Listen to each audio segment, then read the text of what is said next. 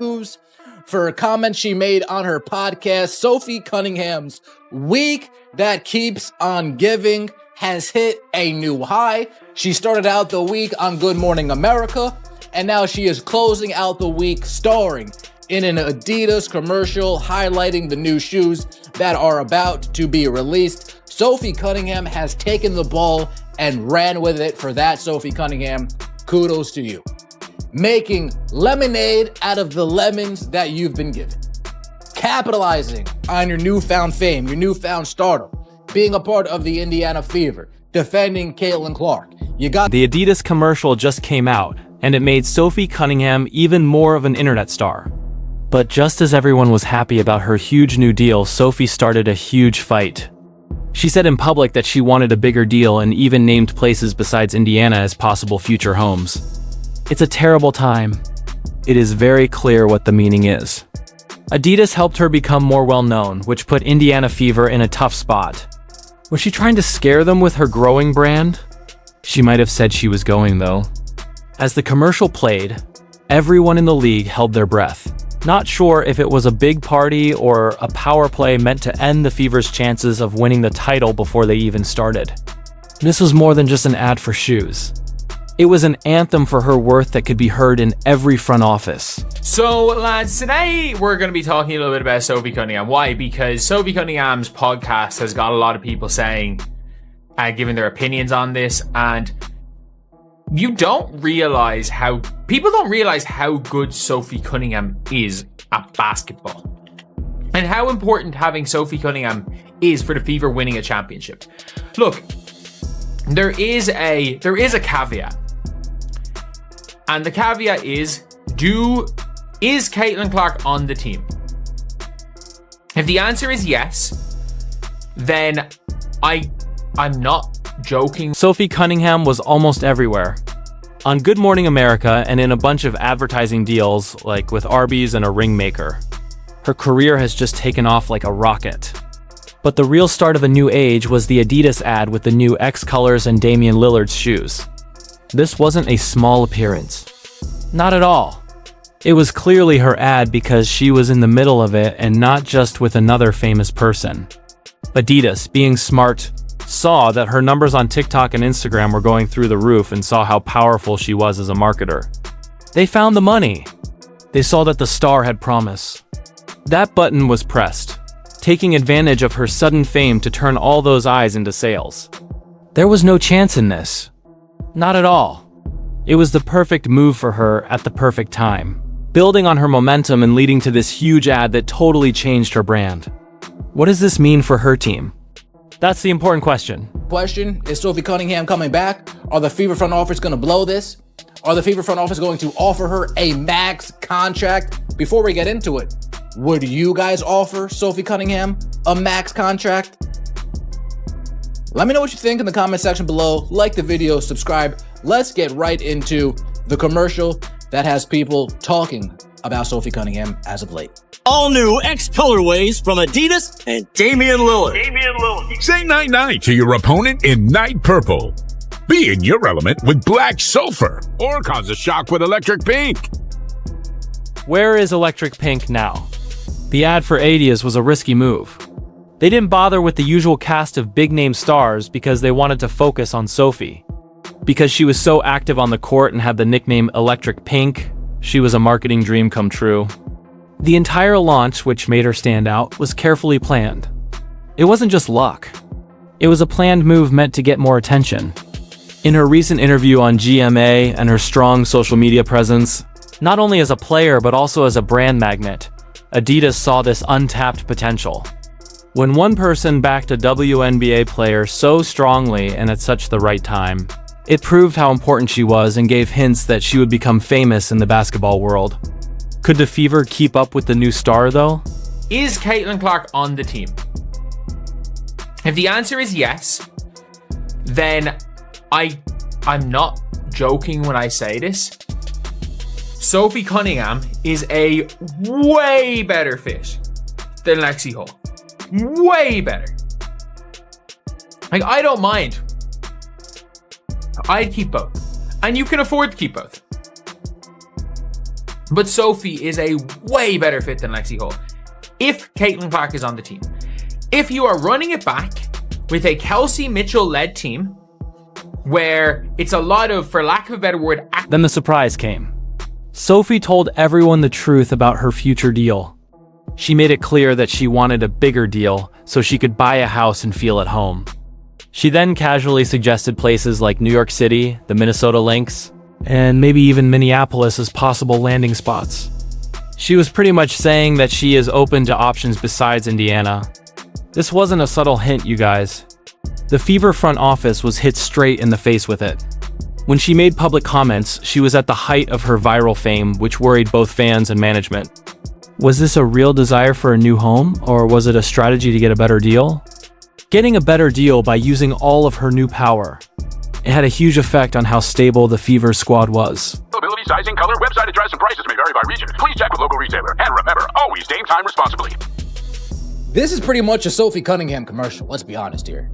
This isn't her alongside another WNBA player. This isn't her alongside another NBA player. This is a Sophie Cunningham commercial selling these new Dame shoes.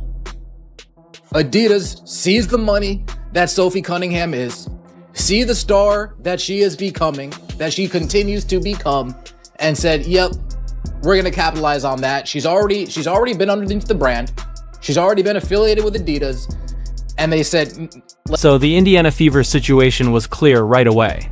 How can they meet Sophie's needs when they are already making plans for Caitlin Clark and Aliyah Boston's future max contracts? Sophie might not get a full max deal, but the fact that she expects a big raise could make it very hard for them to adjust their pay cap. It would be up to the company to decide if a good deal worth maybe $500 okay or $600,000 a year would be enough to keep her. But let's talk about it.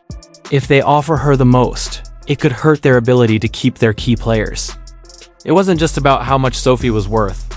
It was about the very fine line that needs to be crossed to put together a championship team with few means. Regardless of volume. She is a better slasher than Lexi. She is a better three-point shooter than Lexi. She's a better passer than Lexi. Her offensive IQ is higher than Lexi. Her ability to be a defensive stopper is higher than Lexi. But Lexi Hull is the best in the league at what she does. Like, this is not me saying you choose one or the other. But which one fits significantly better beside Caitlin Clark? Like, archetype role, what you need beside a Caitlin Clark? Sophie. When Lexi touches the ball's gone up. And this isn't like a knock on Lexi. I want to keep both of them. Many people think Sophie Cunningham is essential to the Fever, especially when she plays with Caitlin Clark, even though her contract says otherwise. She has the right set of skills for the job. She can defend spots 1 through 4, scores infrequently, shoots three-pointers well, and passes the ball well from side to side. She does a lot of different things to help Caitlin Clark win a ring. She keeps the ball moving and helps, without having to control possessions like other specialists do. This is very important on a team with Clark and Mitchell, who get a lot of playing time. If they lost her, they would be losing an important link that brings everyone together, which is needed for teamwork and tactical flexibility on the court. Let's get some of those eyeballs onto our product, and hopefully that can help convert some sale. Sophie Cunningham, salute to you. So many people would love to buy some Sophie Cunningham Adidas merchandise. Please make it happen. Don't want a PE, I want her own shoe. I gotta be honest. The term electric pink for Sophie Cunningham, electric pink? Applause. Kudos. Marketing. Dollars. I don't hate. Many people think she is very important because she gets along well with Caitlin Clark. When Clark is on the team, Sophie is seen as a much better fit than some other players. The other players may be great at shooting a lot, but Sophie is great no matter how much she shoots, which makes her perfect for a team with a lot of key shooters. She is great at slashing, shooting threes, and passing. In addition, she is smarter when it comes to offense and better at stopping the defense. Guys who can score on low volume, lockdown defense, and move the ball are very important in a group with Clark and Kelsey Mitchell. Sophie is a symbol of all of these things because she provides the balance that lets the best players shine. while keeping the team together as a whole. Like most of our biggest games and our best games before the playoffs were with Sophie on the floor. But what people don't understand is that she has an ability to play 1 through 4. Like, look, she's not a great point guard. She can't really dribble the ball, but she can set up that offense. Like, you can set up an offense through her. She will get the ball moving side to side. Like, she has more of a point guard brain than any player in the Fever not named Caitlin Clark. She passes laterally. The case against putting an expert in place of Sophie is pretty strong. Some people say it's nearly impossible to find another player in the draft or free agency who can do what Sophie does. A lot of players may be great at one skill, like shooting, but they aren't very good at defense or making attack when they don't have a lot of chances. A 3-guard lineup without any D guards is seen as a big weakness because those players can't even stay on the court long enough to make a difference. Sophie's history has been checked out. Some say she was the Fever's best player for 10 games last season, including the finals of the WNBA. That just shows how useful she is and how game-changing she could be, which is hard to copy. Rollout that we got for Sophie Cunningham this week. It's not a coincidence. I'm sure this commercial was shot weeks ago or months ago, but it's no coincidence that we have Good Morning America on Monday and we close out with an Adidas commercial. That's how this is done. You build and you build and you build. You reach that climax, boom, hit them with the commercial. Salute to Sophie Cunningham. I like the nicknames. Extra spicy, electric pink. Absolutely awesome. I'm so happy to see Sophie coining it. I'd like her to get enough money to buy a house so that she can play for the team she wants to play for, not be focused on the earning. The things she has done in the past give her current situation a lot of weight. Sophie already had a lot of fans with the Phoenix Mercury before she had a great season with Indiana. She was known as MAGA Barbie and had a lot of fans on TikTok and Instagram. She wasn't just a new player this year then. Being on the same show as Caitlin Clark only made her more famous, which made her easier to sell. She didn't just take advantage of Clark's arrival. She built on a personal brand that was already well known, showing that she was smart and could handle the business side of professional basketball. This base she already had helps explain her current online fame. Yes, her contract requests are less shocking and much more important. Like, she has more of a point guard brain than any player in the Fever not named Caitlin Clark. She passes laterally. She is the only player not named Aaliyah Boston who swings the rock on the entire team. But fans are so obsessed with, we need to get a max contract small forward. No, we don't. We have 3 max contract players. We don't need any more. We saw Jewel Lloyd take an entire season to learn how to become a role player. They did not need Jewel Lloyd to be Jewel Lloyd. They needed Jewel Lloyd, the role player. And it took her a season to figure it out. We already have that player. Okay, what's going to happen next?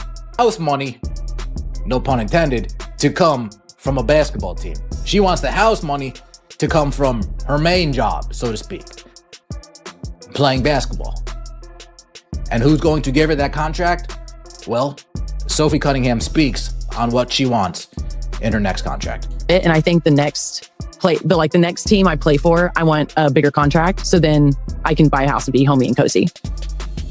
Yes, wow, isn't that crazy? Without a doubt, it could be the Liberty. It looks like New York City.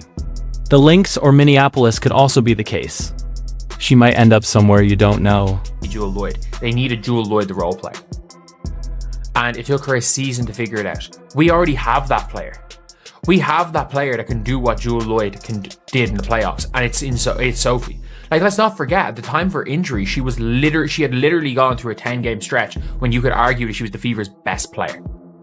You could argue she was the Fever's best player over a 10-game stretch right before she got injured. Like, she's fantastic, and there are not many other Sophie Cunninghams in the league. Like, Kayla McBride might be like the one player. Sophie is irreplaceable because she thinks like a point guard and can pass the ball side to side, which is something that only Caitlin Clark and Aaliyah Boston can do on the Fever team. She is an important link for the team because she can start the offense and just get the ball moving from side to side. It's not about being a typical point guard. But her basketball knowledge and ability to see the ball coming are very important. A max contract small forward is something that fans often obsess over. But the team already has someone who can do that job well and contribute in ways that a straight scorer can't. She is the kind of player who knows how to play a lot of different roles. Someone who can change based on what the team needs instead of having to learn everything over the course of the season. Moment against the Connecticut Sun where she put J.C. Sheldon in a headlock while putting her fists up. Crazy work. Nice work. That took her to a level above that. But even when she was on the Phoenix Mercury, Sophie Cunningham did have some cachet. Sophie Cunningham was building a name for herself as far as her TikTok goes, as far as her Instagram goes, as far as her likeness goes, as far as her appeal goes. She already had the nickname MAGA Barbie, like it or not, over there in Phoenix Mercury. So she already had some... To replace Sophie Cunningham effectively, you might need to bring in 3 players, not just one, someone to shoot like her, someone who can play different positions on defense, and someone who can connect players on offense and be ready to play any role.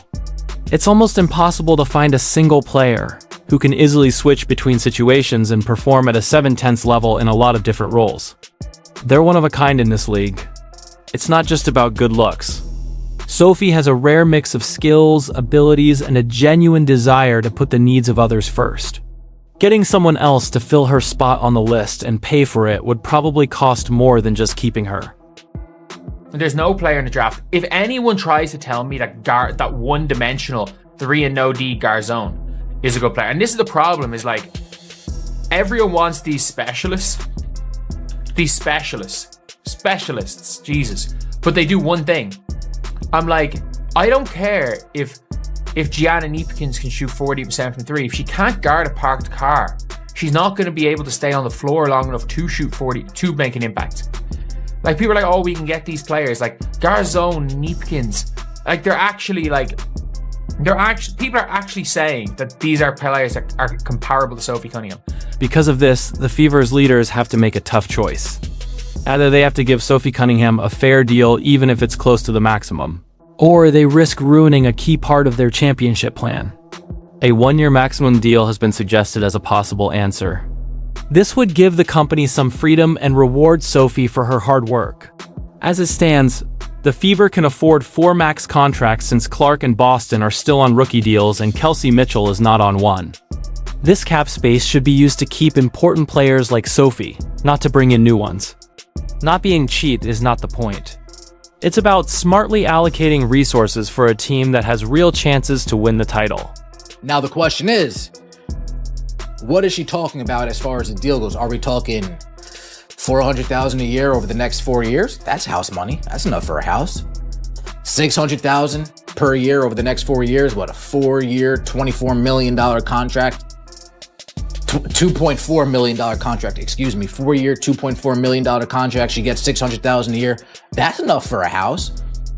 So it doesn't necessarily need to be a max contract to get Sophie Cunningham to stay on the Indiana Fever. It just needs to be a quality contract.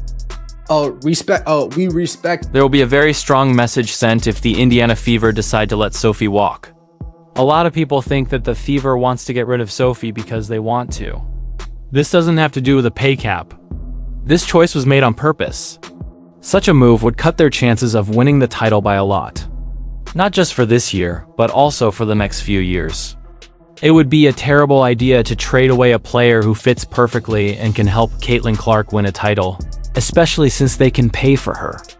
It basically means they'd rather play basketball without planning it than with a well-organized team that works well together and is meant to succeed in the long run. They can still put together a real championship winning team by keeping Sophie. And to replace Sophie Cunningham, you are going to lower your championship window. Because to replace Sophie, you literally are going to replace what Sophie does, you might need to sign 3 players. To replace what Sophie gives you as a with her shooting, you need to sign somebody. To replace what Sophie gives you as her defensive versatility. I'm not saying she's a great defender, but what I'm saying is she has the ability to be a 6 out of 10 defender at 3 different positions. To replace that versatility, you need another player. It means, get this, one of the most important things to take away from Sophie's words and the Adidas ad is that she now has a lot of power on her own. She's pretty and has enough fans to get deals even if the Indiana Fever and Caitlin Clark aren't involved. She's marketable in a lot of different ways, not just through her basketball team. This means she can get jobs other than basketball contracts. Talks for the Fever are harder now that she is independent because she doesn't just count on her team wage. Her business is actually changing into a separate thing. This means that the Fever have to fight not only with other teams, but also with the chance to make even more money outside of basketball. Ultimately, that Adidas ad was a strong public endorsement of Sophie Cunningham's rising fame. And it also started a heated discussion about her future with the Indiana Fever. The company was in a tough, high-stakes position when she made her contract demands at the height of her viral fame. Do they spend a lot of money to keep a player that many people think can't be replaced and whose unique set of skills perfectly complements their star players? Or do they risk losing an important piece of their title puzzle and giving up a chance at future success because they think it will save them money? A lot will depend on the choices that are made in the next few months for the Fever. The story of Sophie Cunningham and the Indiana Fever shows a problem that professional sports teams face today: how to deal with their players' growing personal names. It was more than just a business hit that the Adidas ad. It was something that made Sophie's voice and expectations louder. They could lose not only a player but also a carefully thought-out idea based around Caitlin Clark if the Fever doesn't meet her needs. It's clear what to do. If you don't put the best fit and title goals first, you could hurt a player whose star is shining brighter than ever. Their choice will have effects far beyond the courts. They really are making their future.